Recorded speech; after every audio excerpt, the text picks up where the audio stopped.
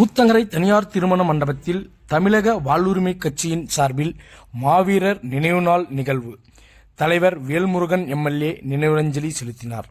கிருஷ்ணகிரி மாவட்டம் ஊத்தங்கரை தனியார் திருமண மண்டபத்தில் மாவீரர் நினைவு நாள் நினைவேந்தல் நிகழ்ச்சி 2025 ஆண்டு நவம்பர் 27 அன்று நடந்தது. இந்நிகழ்வில் தமிழக வாழ்வுரிமை கட்சி தலைவர் வேல்முருகன் எம்எல்ஏ மாவீரர் நாள் நினைவேந்தல் நிகழ்ச்சியில் கலந்து கொண்டு சிறப்புரையாற்றினார். முன்னதாக அரூரில் இருந்து நடைப்பயணமாக கொண்டு வரப்பட்ட தீப ஒளியினை வேல்முருகன் எம்எல்ஏ மரியாதையுடன் பெற்றுக்கொண்டார்.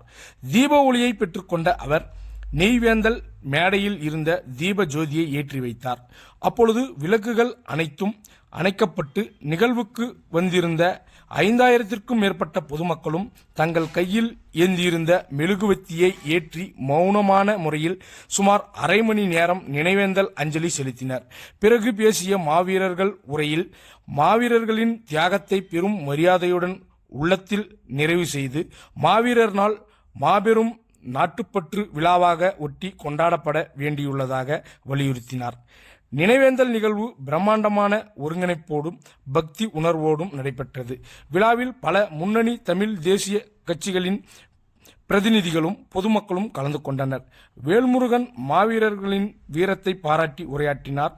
அப்பொழுது தமிழர்களின் வாழ்வுரிமை தலை நிமிரச் செய்ய வேண்டும் என்றார். இந்நிகழ்வு கிருஷ்ணகிரி மாவட்ட மக்கள் உட்பட தமிழகத்தின் அனைத்து மாவட்டங்களில் இருந்தும் ஏராளமான பொதுமக்களும் கலந்து கொண்டனர். நிகழ்ச்சிக்கான ஏற்பாடுகளை கிருஷ்ணகிரி கிழக்கு மாவட்ட செயலாளர் நெப்போலியன் செய்திருந்தார். கூட்டத்தில் மறைந்த வீரப்பன் அவர்களின் மனைவி முத்துலட்சுமி, பேரறிவாளரின் தாயார் அற்புதம்மாள் மற்றும் தமிழ் தேசிய உணர்வாளர்கள் இதில் கலந்து கொண்டனர்.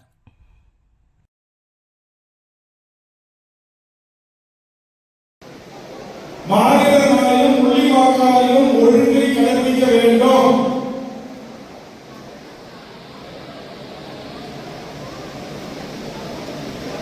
இப்போது கட்சியில்